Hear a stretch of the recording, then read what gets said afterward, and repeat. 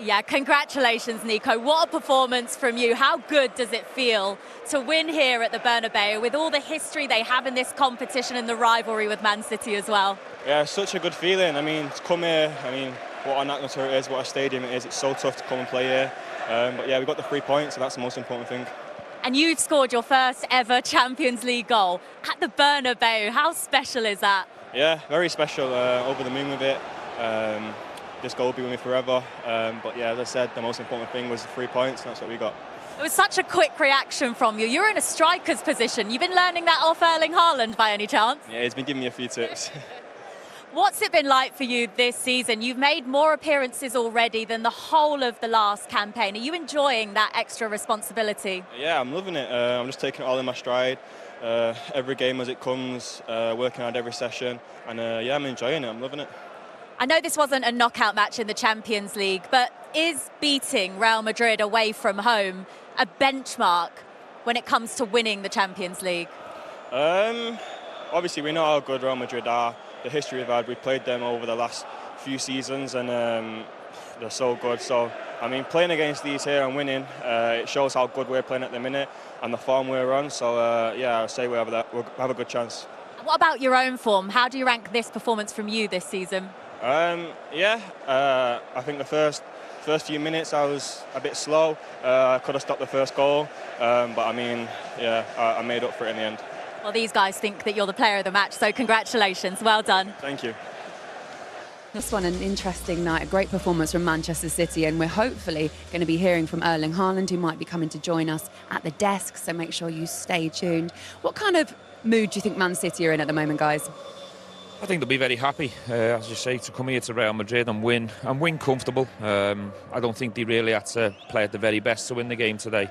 But yeah, you know, they're building on momentum. I think they're getting momentum at the right time of the season. They've gone into the automatic places, so the Champions League's in a good place. They're starting to push in the league, so I think they're in a really good place. Yeah, positive, relieved, because off the back of the Leverkusen performance and result, it was sticky. They had to come here and put in a result, get a result more so than a performance, and they did that tonight. So it gives them all the opportunity now to go into the last two games with a lot of confidence that they'll go through in the top 8. Yeah, you don't want to lose to Leverkusen, come here and lose, and then have to go to Bodo Glimt in the Arctic Circle in January and get a victory against Galatasaray. So the fact that they are now, they can look at those two games and go and qualify quite comfortably. But after back on the Leverkusen game, this is why it was vitally important to get the 3 points today. Let's have a look at the goals, because it was Real Madrid that scored first via Rodrigo. Maka, you were saying beforehand, look, Rodrigo's going to have to bring some goals to the table now, especially with Mbappe out. Yeah, it was a wonderful start. Him and Vinny Jr. started the game really, really sharply. Lovely ball by Bellingham right into his path, so he doesn't even have to think. He's running forwards, and it takes the ball in the first touch, takes Nico Riley out of the game. And it was a lovely sharp finish across Donnarumma, who had no chance. Hit it really with a lot of power. And Madrid started the game, if you remember, quite sharply. They were on the front foot and they were very positive. Very tight angle as well. I don't think we give them enough credit at half-time. Probably my fault, I covered it, but it's a tremendous finish from a wide angle. Well done, you got it in there. They just transpire to throw it away a little bit, Real Madrid, don't they, with the equaliser and then the second goal. You know, instead of going in at half-time 1-up, for the first 30 minutes, they were nice and comfortable, and suddenly the 2-1 down at half-time, and everybody's looking at each other thinking, why? Well, let's have a look at this Nico O'Reilly equaliser and the defending, which was quite questionable here. Yeah, again, there's a lot of factors that Real Madrid will be disappointed with. Ruben Diaz nullifying 2 Real Madrid players, Guardiola getting the first contact, Jude doing better, and then Nico O'Reilly just freeing the 6-yard box, which is crazy. At this level, there's no way he should be freeing it. I think he's showing there Carrera. He's looking to get forward. He's looking around the stadium. I don't know what he's looking for, because his man just comes off him and he's got, 2-3 yards of space to tap it into the goal. If you're the boss and you're watching on the sidelines, you must be feeling frustrated because of the pressure that he's under in this kind of environment that we've spoken about before. And the first goal that they've conceded is bad defending. The seconds come from a Rudiger fault and a penalty that's been given away. Look, we give him credit many a times, Rudiger, because he's a great man-man marker. He likes to be physical. He likes to put forwards off by getting close and getting tight. But this is stupidity, because you can't do that in the box, especially with VAR and the amount of cameras that are around. You're never going to get away with that. I'm surprised they even went to the screen because it was a blatant penalty. And that's the thing, you don't need to stop him from getting there. Just nullify him getting there or stop him getting there as fast. Joleon said you took a dive there for the penalty. By the way, Erling Haaland's just joined us. No, we're joking, mate, we're joking. Erling Haaland's just joined us. Steven Gerrard. Perfect timing, mate. Perfect timing to see the penalty. Talk us through this, Erling, and the game in general. Just tell us how difficult it was out there tonight. You looked like you kind of breezed through it at points in that game. Yeah, it's difficult to come here. You know, it's a tough place to come, and the game gets how it gets. You know, with loads of transitions, all of that. We could have quick had another goal. You know, I was close on one in the second half. Jeremy was close a few times, but the game is a bit chaotic. We can't really control it, which is difficult, and it's difficult to come here. So in the end, we're super happy. Do you enjoy it though? This rivalry with this great club, coming here and having these battles. Of course, it's nice. This is a place you want to play. Look at this; it's incredible, and these games you want to play, and also with this new format in Champions League, you get to play more games, which is nice, and yeah, I like it. Your boss might not say that it's nice playing more games, but you're in a good position now because at the moment, in the automatic qualifying column, rather than having to go into the playoffs, how difficult was it in the last campaign, doing that, playing more games, going into the playoffs, coming up against Real Madrid? Does it feel like this season you're hoping it's going to be slightly easier? I mean, it could have looked completely different today if we didn't win, because we lost against Leverkusen. So this win is really important, yeah, when you think of it, like, to be there. Now we got 2 more games, I think, left of the thing. Yeah, so Galatasaray. Yeah, so we need to finish strong now, and hopefully we can be in the first 8, because then we're through. Micah, I thought you might have a question for him there. You were just gazing at him. How much of a boost did they give you when you seen the team sheet before a ball was kicked tonight? That obviously Mbappe, I know you've got big respect for him. How much of a lift did they give you and the boys in your dressing room? Of course, we know about their injuries. We have a few as well, but they have many injuries, and of course you don't want anyone to be injured, but we expected him to play. I thought I was gonna play against Kylian, so of course when a playoff as Kylian don't play, you're not happy because you want to play against the best. But of course, yeah, it gives you a bit of psychological boost. I think. And how enjoyable was it to come up against Rudiger again and get the penalty and get your goal? Because it's always a nice battle when you see you two playing against it. Because he is, you know, he likes to joke and make it aggressive, doesn't he? Pull faces, etc., etc. We've seen that in the past. You've got one over on him today. Yeah, I mean, it's you want to play against the best players, and you could see after 1 minute, Asensio was starting to push me and try to beef with me a lot. So it's something I like, you know. Personally, I have to say I don't mind it, and of course Rudiger as well. We've been having some great battles, and today he wanted a bit too much. He pulled me, so for me, clear penalty, and yeah. Erling, we've got to let you go, but just before you do, 4th season now at Manchester City, attention's now going to turn back to the Premier League. What sort of mood do you think your club is in at the moment, and the experience you've had with this team to kick on and see out the rest of the season? Are you feeling like you're in a great position to chase down Arsenal? I mean, he's an Arsenal fan, you see. Don't tell him that. Don't tell him that. So she probably don't like me then. No. No, I mean, I don't like to speak too much about this because I think we should focus on ourselves, which City has been so good at for the last 10 years, just focusing on ourselves. Don't thinking too much about others, just trying to win next game, and that's what we need to do. Now we need to focus on, who is it, Palace on Sunday, and and which is a really tough game, you know, and it's not easy. So we need to take game by game. Now it's a massive win, so it's about enjoying this now for a few hours, and tomorrow you need to recover as good as you can because games are coming. Look at the schedule; it's incredible, and it's about staying fit. This is the most important, to stay fit, and then take game by game and hopefully win on Sunday. Yeah. All right. Look. Good luck. Thank you, guys. Thank you very much. Thank you, guys. Lovely to see you, and thank you for coming out as well. Great to see you. Okay, there we go. Erling Haaland going to rejoin his team, and as he says there, look, celebrate for maybe just a few hours, and then tension's going to return to, who is it again? Crystal Palace. I do love the way that he is just that relaxed guy, isn't he? No matter whatever happens. And he seemed to be enjoying himself there, actually. I think he probably enjoyed that game. It's nice to hear about those battles that he wants to have with the likes of Rudiger and Real Madrid in general.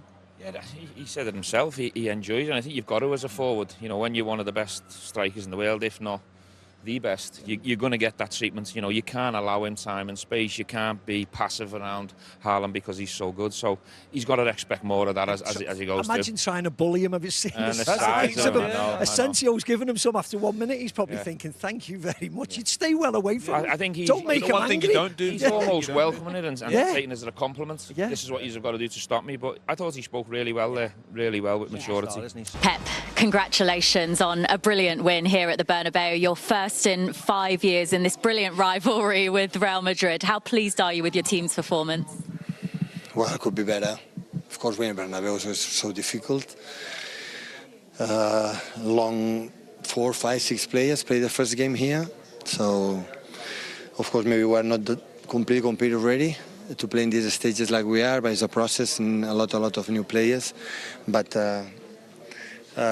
winning here is always we have to be happy, especially in terms of points. We have 13 already, so it's in our hands to go games to finish in the first 8 and top 8. That is the target, and winning here after what happened in Leverkusen have been good.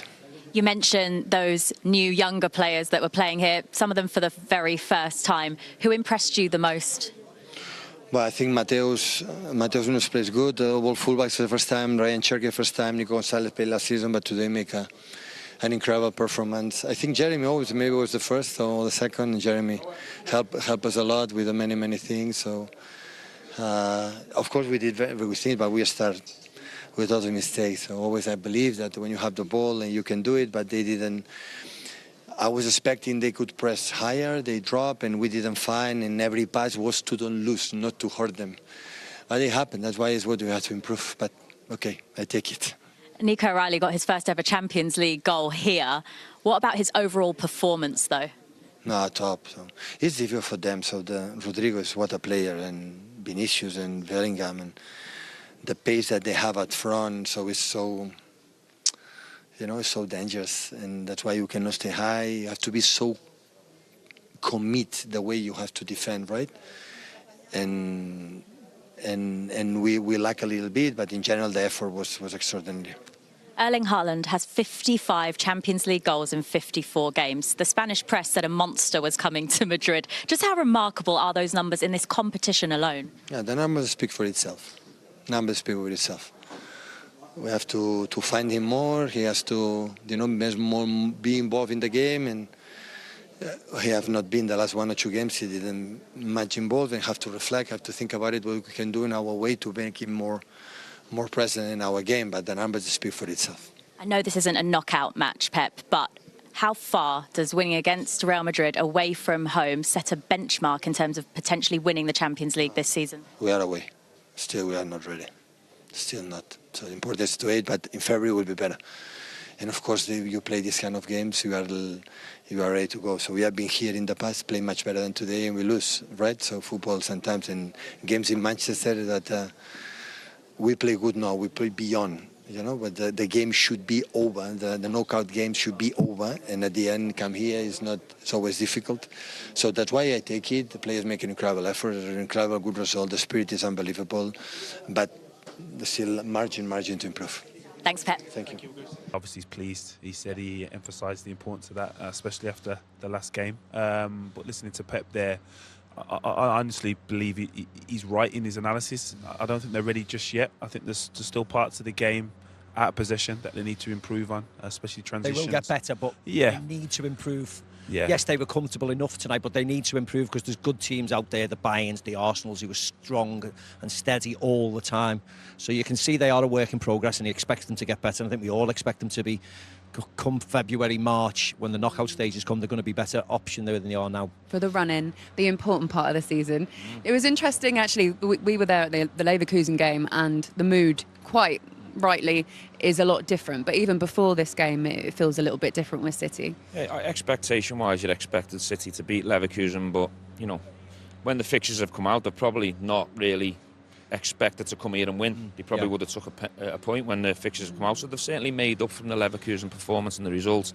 And in a really nice place now with Galatasaray and Bodo Glimt to come, you'd expect City to, you know, qualify comfortably in the top 8. OK, why don't we get some perspective from the Real Madrid camp? Jude Bellingham is chatting with Jules. Just 2 wins in the last 8 matches, and in the league, 4 points behind Barcelona now. What's not working right now? I think it's probably a number of things, and obviously we're still trying to work it out kind of within the changing, regardless of what goes on outside. We know that kind of noise will not be helpful, so it's about us trying to figure it out inside the dressing room. I think one of the things that's probably quite obvious is how we're managing games at the minute. You know, certain points in the game where we have to suffer, feels like we always concede, and it puts us on the back foot and makes us maybe play in a way that we don't want to. But yeah, I think as a player inside the change room, seeing what we've got in there, working with the coach every day, I think we have everything we need to turn it around. It's just about, you know, maybe a bit of luck, maybe a bit of bit more of something that, like I said, we need to discuss internally. But yeah, I've got full faith that this season isn't over just because we've been on a bad run of form, and yeah, obviously as players it kills us, and we're going to try everything to turn it around. And the dressing room still fully behind the new manager? 100%. I think the manager's been great. I think I've personally got a great relationship with him. A lot of the lads do as well. I think after the first run of games where we drew a few, we had some really great conversations internally, and we felt like we were going to be on the back side of that bad form. And then yeah, in just the last couple of games again, just let ourselves down again. But like I said, no one's down in tools. No one's complaining, moaning, thinking the season's over. We'll have to take a bit of the shit on the chin, you know, as they say, but we'll have to keep fighting and keep bouncing forward. And just finally, all this noise around Real Madrid and also noise around the England squad from a small section of the UK media as well. How do you manage all of that? It's just life, isn't it, really? This is what I've signed up for. You know, I play for the biggest club in the world and one of the most scrutinised countries in the world. You know, I don't want pity, and I'm living the dream. People would die to be in the position that I'm in. It comes with a few people that are a little bit negative. That's fine. You know, it comes around always. And yeah, like I said, I just roll with the punches. And yeah, I'm always focused on the football. And when that's good, that's good, and I'm happy. But yeah, the most important thing is that to me. Thanks, Jude. No worries, Jules. OK, Jude Bellingham there talking about the pressure, which we've all come to expect. He knows as a player, he probably was told by a lot of people and a lot of ex-players what it was going to be like when he came here. Block out the noise was one of the things that he said originally, and also he did swear, so apologies if that offended anybody at home. You can probably understand why they're quite frustrated at the moment. Block out the noise is important, and in these fixtures that he's got left in the Champions League, Monaco and Benfica, they're at the moment on 12 points, and 16 was enough to get you an automatic qualification point spot last season. How do you think they're gonna? Do you think they're gonna manage to get into that column, or are they in trouble? I think they'll be fine with the fixtures that they've got left. You'd expect them to get minimum 4 points out of them 2 fixtures, but the key thing is they need bodies back. Yeah. They need some of the injuries back, strengthen the 11, and then they'll be fine moving forward. But let's hope that Xabi, you know, fights, you know, live another day if you like, because you never know what can happen here. Haven't they? They've got a month to the next game, over a month. Yeah. But they need, as Stephen rightly says, Trent's out for a while, Carvajal's out for a while, Militao's out for, you know, they need the experienced players back in to help them. Rudiger played tonight. He's only played 4 games since he come back from injury. He looked rusty. They need a lot more of the experienced players back in, and they should get a little tiny bit of respite now that the Champions League stopped. But they need to start winning league games, and they'll have more league games because they have 4 away league games recently, so they're going to have a host of home games coming up sooner rather than later, so they need to stay in the hunt with Barcelona, and they should be fine. Yeah, no club, no team can survive that many injuries in the same position, so yeah, they'll struggle for a while, but as they get through this tough period and this change of form, they'll be fine come the back end of the Champions League. Have a little week off over Christmas, don't they? Because that's what happens in Spain, so they'll be able to recharge and come back again. That's what you need. I just hope that today's result hasn't put extra pressure, or nobody does anything silly in regards to the manager, because he deserves to stay. You never know. I think Macca's probably more experienced and has more know-how to answer that question clear. I agree. I hope that's not the case, because he's a terrific coach. He's a good man, and he'll be desperate to pull them out of this recent form and get themselves back into consistently winning. Yeah.